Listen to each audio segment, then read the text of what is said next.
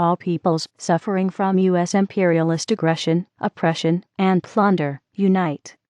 Hold aloft the just banner of People's War. And fight for the cause of world peace, national liberation, people's democracy, and socialism. Victory will certainly go to the people of the world. These stirring words are from Comrade Lin Biao's work, Long Live the Victory of People's War. In the spirit of the Great Proletarian Cultural Revolution.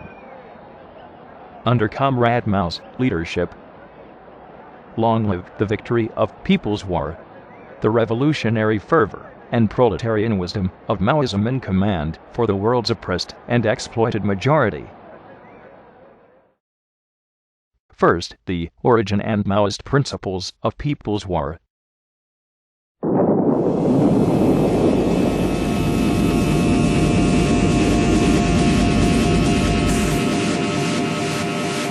The Chinese People's War of Resistance against Japan occupies an extremely important place in the annals of the wars of the oppressed nations of the world against imperialist aggression. How was it possible for a weak country to defeat a strong country?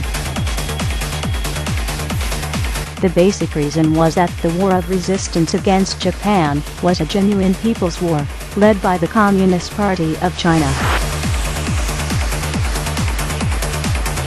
In the face of Japanese imperialist aggression, was the party to continue with the civil war? Or was it to hold aloft the banner of national liberation? Comrade Mao pointed out that the Japanese imperialist attempt to reduce China to a Japanese colony heightened the contradiction between China and Japan and made it the principal contradiction. The Communist Party of China and Comrade Mao formulated the line of the anti-Japanese National United Front. History shows that, when confronted by ruthless imperialist aggression, a Communist Party must hold aloft the national banner and, using the weapon of the United Front, rally around itself the masses.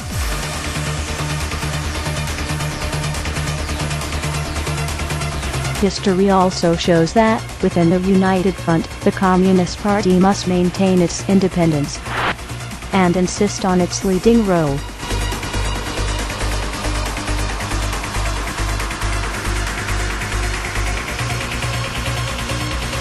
The War of Resistance against Japan was in essence a peasant, revolutionary war.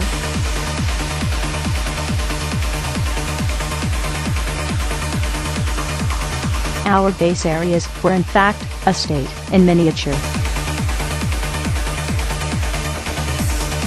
The revolutionary base areas later became the springboards for the People's War of Liberation. To rely on the peasants, build rural base areas, and use the countryside to encircle and capture the cities. Such was the way to victory in the Chinese Revolution.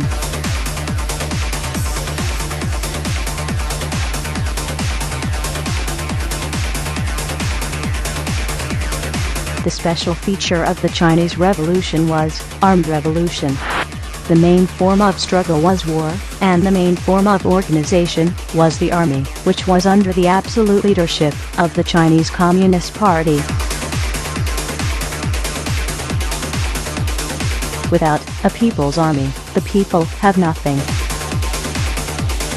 This is the conclusion drawn by Comrade Mao from the Chinese people's experience in their long years of revolutionary struggle. Experience that was bought in blood.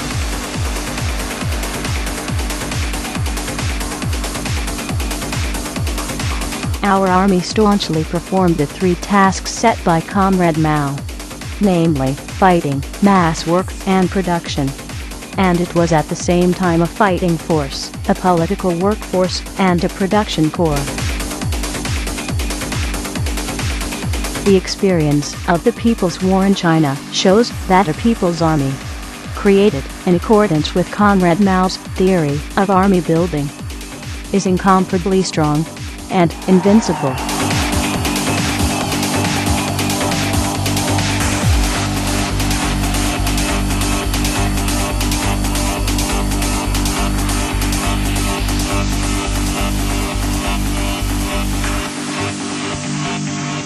These excerpts are from Comrade Lin Biao's work, Long Live the Victory of People's War. Summing up the principles of People's War that led to the glorious victory of the Chinese people over imperialism and reaction. In Part 2, Comrade Lin shows the absolute necessity of grasping the principles of People's War for the liberation of the world's oppressed and exploited majority.